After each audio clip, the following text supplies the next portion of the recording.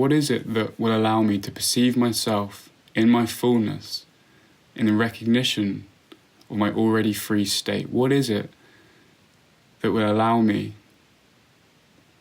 to reveal this reality without process, without duration, without working towards being yourself, as if that takes effort, as if you can even take a step towards yourself? What is it that allows those seeming points in this timeless feeling of linearity, in this strange space, time, form, material world that seems to exist within a timeless eternity? What is the trait? So here I would say the sensitivity to self-imposed limitation, the realization of the decision to play small, and the willingness to drop the stories of self-imposed definitions, beliefs, identities, basically all limitation that isn't I am infinite.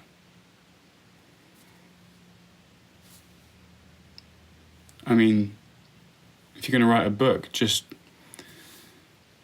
sensitivity to limitation, willingness to choose truth over the juice of smallness, over the secret love we have for duration, for processes. Because a lot of the time, the problem is not lack of spiritual knowledge, of practice of this. It's really just an unworthiness, an unwillingness to step into freedom that requires you to let go of self-defined, self-imposed. There's no victims in this whole universe. Of all the parallel realities, of find yourself anywhere in this one infinite mind, there are no victims. The only seeming victims are those that seem to put something outside themselves and then say, I am at the effect of that. But if they were to track the oppressor and the oppressed, they would see they are both. There is only one self, so how can there ever be a victim? Sure, the games of duality are so complex seemingly that we seem to lose sight of who we are, and so we have a world that we're moving through. But you're not moving through a reality. You are reality. You're moving through yourself. And in this density where things seem slower, thicker, subject, object, I mean, whether you remember it or not, your true self, what we're used to, is really non-physical. Even in the higher densities, in terms of how we perceive ourselves, others, what other means, it's so much lighter, it's quicker. Manifestation is instant. And really you're manifesting all the time now, but you're choosing to manifest something that's quite continuous seemingly and safe, and it's like an echo chamber for your beliefs. So just shift. Change your beliefs. Who's stopping you? No one. Because only you here. So your only choice is, how do you perceive yourself? That's the only choice in this whole reality. And we play these games of limitations as we're thrust into this world of earth that we had no choice over, and because my dad and mum had sex and suddenly I'm just having to fend for myself. No, you chose each experience. There's nothing outside choice. There's only full power in the seeming point. And so joy is a choice. Happiness is a decision. Peace and the revealment of your infinite potentiality is a willingness to see that. Because deep down you know that, regardless of the layers you place on top of yourself. So when I say sensitivity to limitation,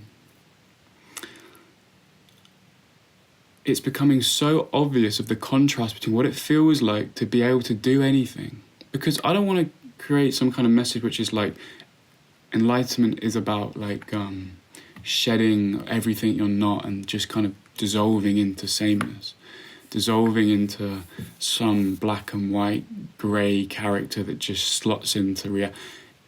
If you do what you love to the absolute max, and you see that everything is just a choice, even with manifestation. If manifestation is used just to show yourself that you are infinitely capable of creating a reality, because you are reality, so how you perceive yourself is how you perceive reality, because it's a direct reflection. So for what most people do, pretend this is reality that they seem to be in, and this is them. So it's just a direct reflection, because how they move, reality moves. You see, what we usually do is wait for reality to move, so that we can be happy. Or so, like, once I get enough money, but you have to take the first step, because reality mirrors how you feel about yourself. So if you want a path, for example, it will show up with a path, and your trauma, and you're this, and you're this. But if you want to see joy, you want to see happiness, you want to see infinite possibility, you'll start to see that, okay, there may be some kind of delay to start with as you get into this. There's like an echo of previous momentum of beliefs, but then you start to realize that it's all in your decision. All the control, all the happiness, all the joy is your willingness to see yourself in your truest, you could say identity, but really your truest reality, which knows no form, which knows no limitation. So to do in the world is not to be looked down upon. It's usually a fear of doing, because that's not very enlightened. That's not very, don't express in that way, because that's expressing your identity. But the funny thing is, you can't join in smallness. You can only join in your joy, joining. You can only joy in your passion for yourself, which could be music for this person, could be this and this person, but in that frequency I've never felt less like a body. When you follow and trust yourself with a capital S. So that's the disease of spirituality sometimes, in modern spiritualities, that you need to fall into line and kind of go into this, well, there's no choice, there's nothing. But if you see that real freedom is about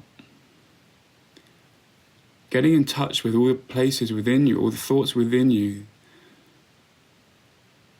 that have been placed upon yourself in order to experience some kind of limitation, some kind of challenge, and see that you can merely just take it off, or see that they were never there.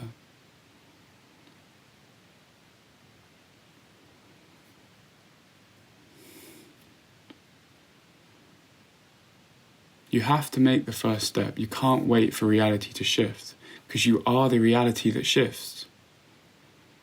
If you want to experience yourself in a deeper form, then see it. No one's going to stop you but yourself. Your best chance of seeing an infinite nature is to be yourself completely in its infinite form. And that may show up in the world as doing, as expressing, as being the joy that you are.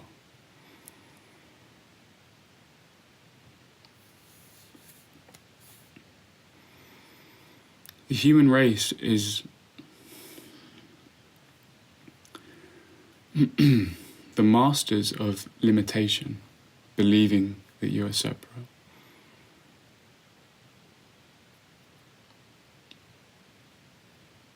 But you can do anything, and there's nothing to feel guilty about that. All limitation is self-imposed.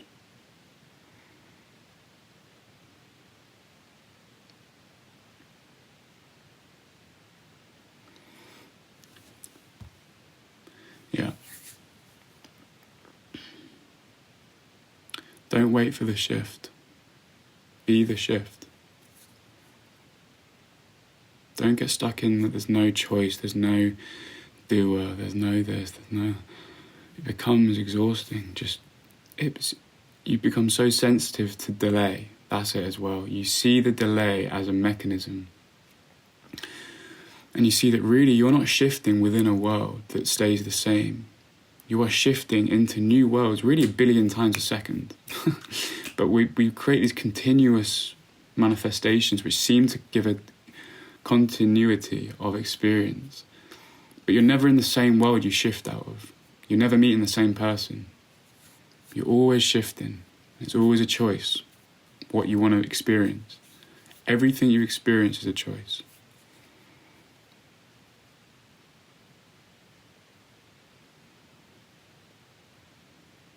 And I think that's one of the hardest things to grasp for the ego, because it wants to be on some kind of path outside of itself that it has to accomplish. But being yourself is no accomplishment, it's a recognition. You can't achieve being yourself. No one's going to come round with a little medal, because we are one. There is only the recognition, and in that is everything you think you find on a path for a self, with a small s. So in order to see God, be God. In order to see Christ, be Christ. In order to see yourself in his infinite potentiality, simply open your eyes to what's already the case. Because as soon as you say that I need to work towards something, there's a subconscious toxic belief that who you are is not enough. And whatever I'm going to get from this will fulfill that. But you only fulfill the self through recognition of that which is already fulfilled. You can't make the unwhole whole. You just see that the whole is whole. And it always has been. Like the moon, right? The moon's in the sky. And one day you see that it's looking like half a shape.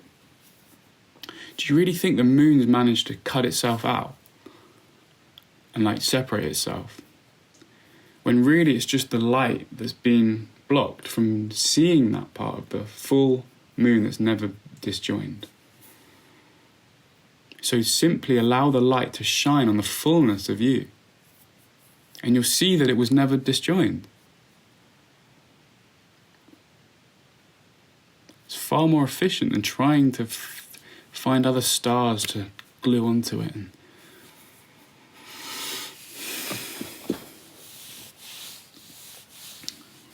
It's just a recognition, an immediacy, an instant recognition. And it may seem to keep having to choose it, but then you'll see that life is a joy. You came here not to suffer, not to just sit on a path.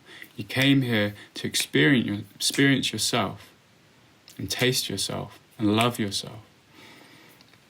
Ultimately, be yourself.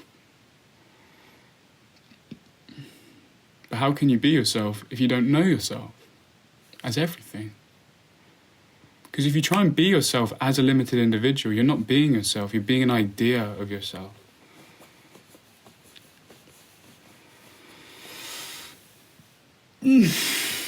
Alright, that's all. Thanks for listening. It's great to just touch base with you all and sending a lot of love.